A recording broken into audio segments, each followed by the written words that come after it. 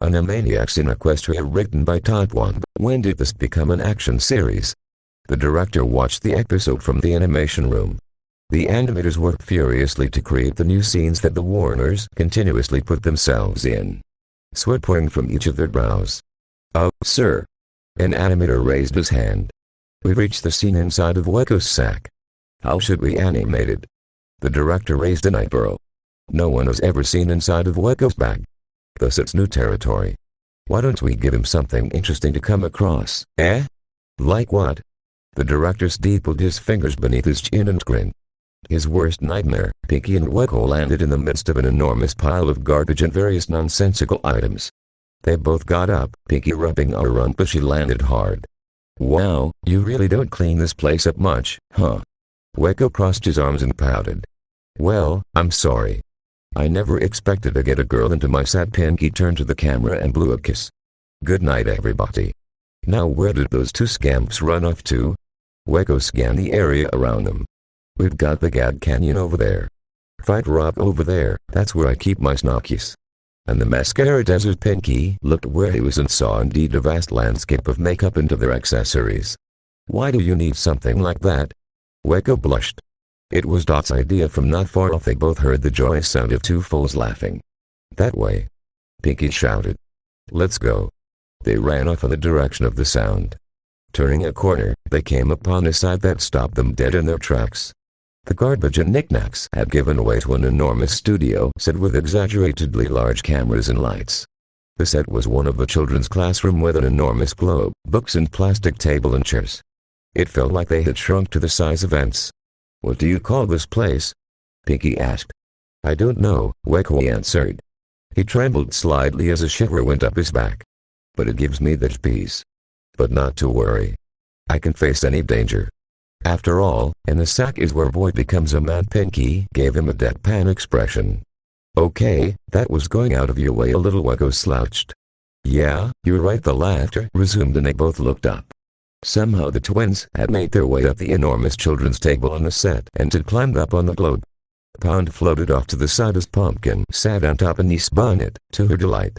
Pinky's eyes became the size of dinner plates. "Oh. No. That's not a good idea. Very bad. Get down here right now, young filly." Pound and Pumpkin didn't seem to hear her as they were having fun. Suddenly the ground shook and Wacko and Pinky were lifted off the ground by the shock, falling on their bottoms. "What was that?"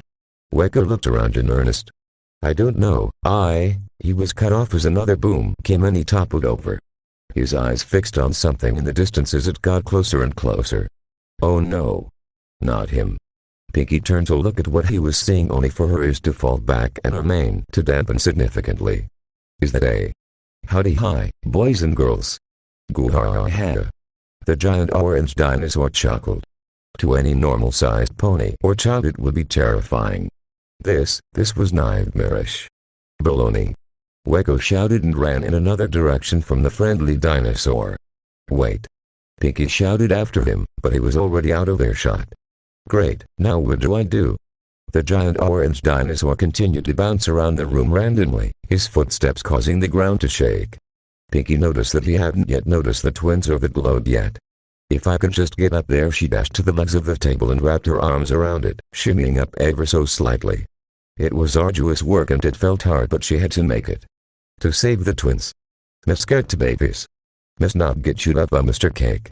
Must go on diet." She reached the edge of the table and pulled herself up with a gasp before flopping on the floor in a heap.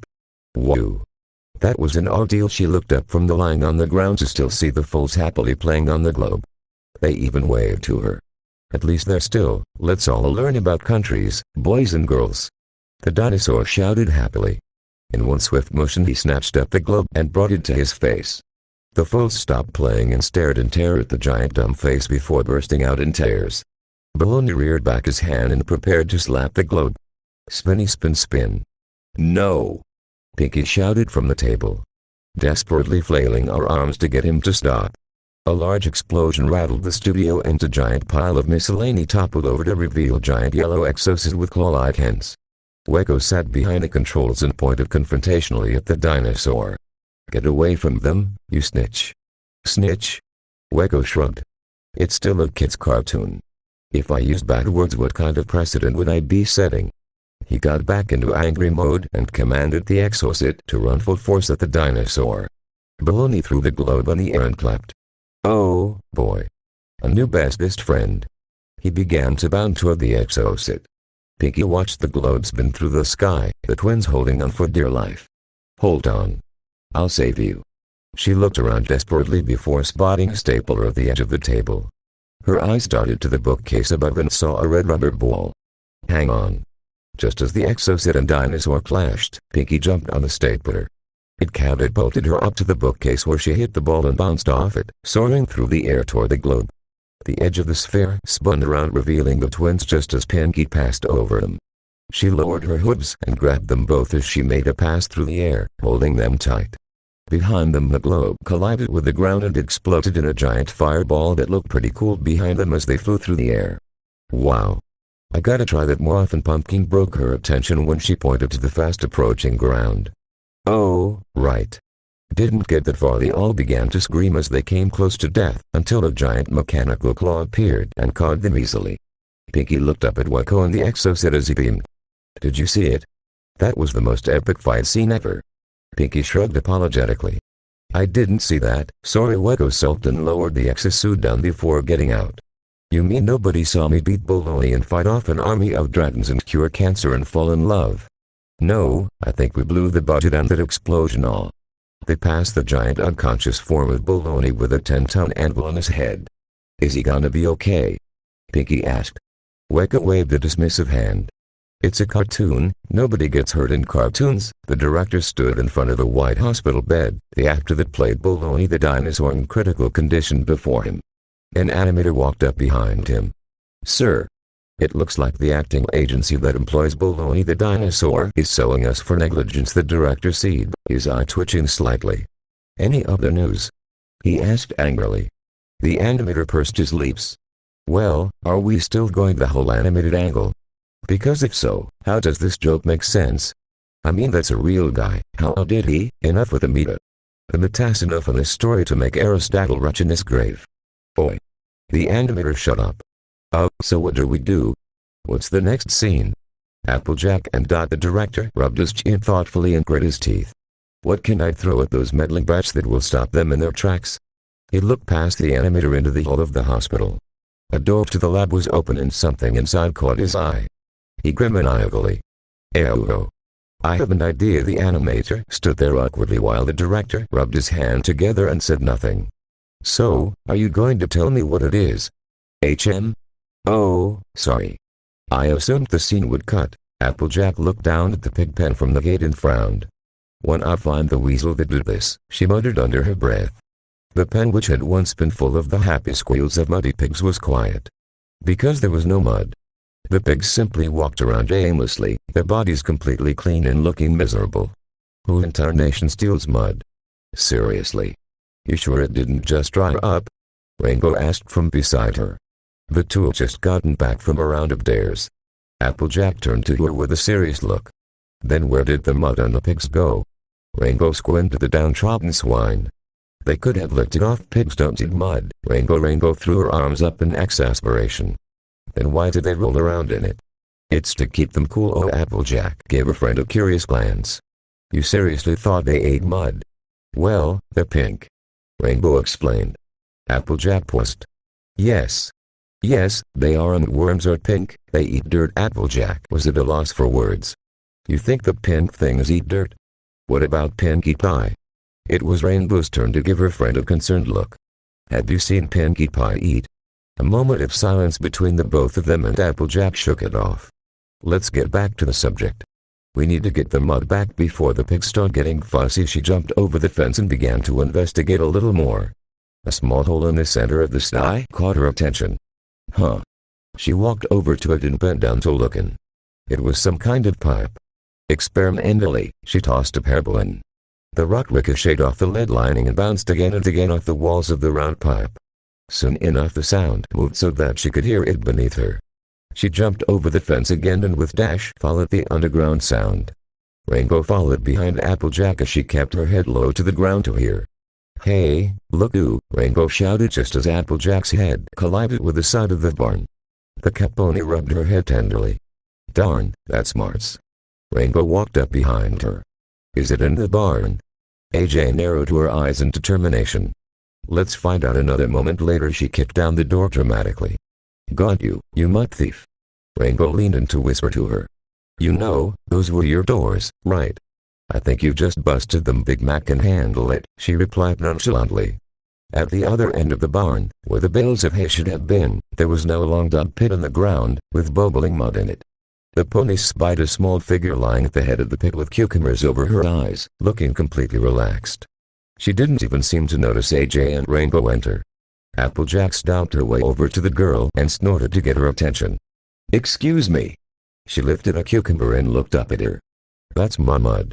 Oh, sorry, I didn't realize there was a sign-up sheet for the mud box, she apologized politely. I mean, I looked around but this place is so poorly designed. And no ambient music makes it a little rustic. That's 'cause it's a farm. Applejack iterated. The girl lifted her other cucumber and finally seemed to look around. Oh. That makes sense. I was wondering why the Ponyville Day Spa would have so many outdoor features. It's all these pastel colors with no defining lines, they just make everything blend together. Applejack wanted to say something else but Rainbow cut her off as she walked over. What are you? You know, that question is getting a little old, she replied. Here's the fan theory. She produced a large stack of paper from seemingly nowhere and placed it in Rainbow's hooves. Take your pick or you gonna get out of there? Applejack asked. Hold your horses, Clint Eastwood, she held up a hand. I still have 5 more minutes with my mud. AJ was beginning to lose her cool. Just how did you get it in here anyway? The girl raised an eyebrow at her. Me. It was like this when I got here, huh?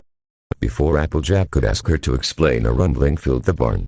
The girl looked down at the mud as it began to pulse and move. Okay, maybe I can end the session a little early, she joked. But just before she could get out, the mud constricted around her and held her in place. 2 large tendrils of mud shot out from the hole and clung to the sides as they seemed to lift the mud into the air, like a vampire from a coffin. 2 more tendrils emerged from the lower half and AJ and Dash saw that they were legs. The first 2 tendrils becoming arms. The girl at the top of the mud seemed to be directly in its mouth. Okay, Rainbow grinned. Maybe mud is much more interesting than I thought. The mud monster made a hawking noise and proceeded to spit the girl out onto the floor. She landed on her bottom but seemed sparkling clean. Nonchalantly, she took out a compact mirror and looked at herself.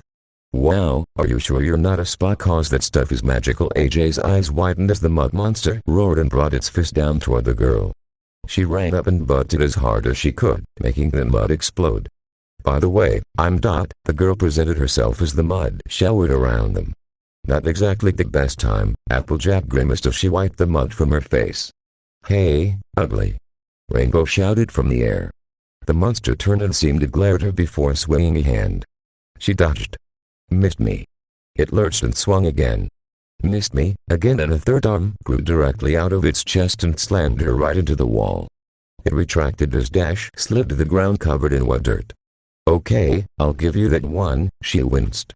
Just what in Thust's name is this thing? Applejack asked Dot. I don't know. It's your mud, remember?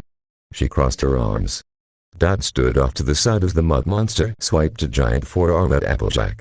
She dodged narrowly, avoiding the mutant mess, and nabbed a length of rope hanging from the barn pillar. All right, muckety muck. Time to clean your clock. Dot tapped her chin. Not bad. But I would have gone for haven't you heard it's rude to track mud in the house? We're not in a house, Rainbow muttered in pain from the ground. Oh, right. Applejack tried to lasso that creature. She tossed her loop around its arm and yanked tight, slicing the arm from its body. It fell to the earth with a wet plop and lost its form.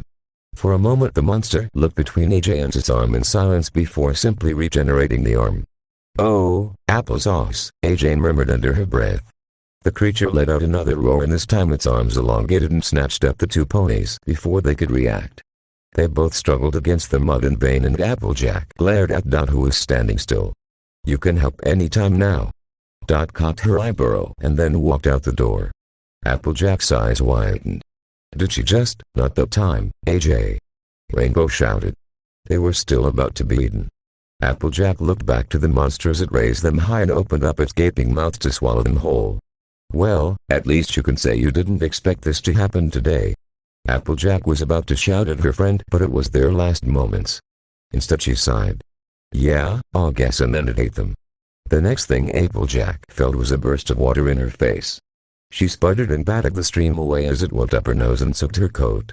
When she finally opened her eyes, she was sitting in her barn once more, but the whole place was soaked with wet dirt. Rainbow sat next to her, an equally baffled expression on her face. Dot stood before them, pointing holes at them and spraying it all over. What is going on? Dot gave her a look. It was much. She pointed to the hose. Almost in sync, both mares slapped their foreheads for being so stupid. But I still don't get what made that thing anyway, Rainbow asked as she shook the water and bits of dirt from her. Dot turned off the hose and turned her eyes to the ground. I think I have an idea. Behind a bale of hay a large mound of mud shook violently until 2 white mice stood where it had once been. Aw, no more mud, Pinky, the taller whined. Yes, Brain replied in an irritable manner. It appears my plan to use gums to take over this world has proven faulty. Well, one down, he began to walk to the barn door. Come Pinky, we must prepare for tomorrow night. Pinky trailed after him in earnest. Why, Brain? Where are we gonna do tomorrow night? The same thing we do every night, Pinky. Try to take over the world there, Pinky. The Pinky and the Brain, hold it. Dot shoved her foot in front of the 2 mice as they tried to leave. Huh, this is new, Brain said as he rubbed his chin. What is? Dot asked. It's just no one ever seems to try to stop us from leaving after a plan has failed. Applejack walked up to Dot and looked between her and the mice. You telling me 2 rats make that monster that nearly killed us? Actually, I am a laboratory mouse bent on world domination, Brain replied. Both mares stood dumbfounded. Did that rat just talk? Oi, Brain! Pinky shouted. That horsey just talked. Yes, yes! Dot shouted to get attention. Everyone can talk. What are you doing here? Brain cleaned out his ear after Dot's shout. If you must know, we were invited. Dot's eyes narrowed. By whom? Rainbow leaned over to AJ. Hey, you ever get the feeling you're missing, like, the whole story? Applejack's face went deadpan and she turned to leave. Am going to bed. What? AJ, don't you wanna see how this turns out? Nope. She gave a faint wave as she headed up the barn. Dot gave Rainbow a shrug. It's probably better this way. It'll be easier on the voice actor, back in the Hasbro Animation Studios. The director sat grinding his teeth. What now, sir? An animator asked. The director's face began to grow red, but he held back his anger. No, this is fine. The lag mice were just a warm-up after all. He grinned maliciously and pulled out a cell phone. Those Warners hate being upstaged. I'll give them an upstaging they'll never forget. One of the animators leaned over to his coworker. You know, I don't think he's a real director. The other animator gave him a deadpan gaze. Why's inside? You're proud of the pointless 2 seconds of screen time you just stole, Jerry. You have your victories, I'll have mine. Rarity and Yuko continued to talk as Spike grew more and more aggravated. Just when is this guy going to leave, he thought as he drummed his claws against the wall. So I flushed it down the toilet. Yuko finished his anecdote. Rarity laughed. Oh, Mr. Warner. You have such an interesting sense of humor. Yeah, he's more juvenile than me, Spike grumbled. Why is Rarity taking so long talking to him?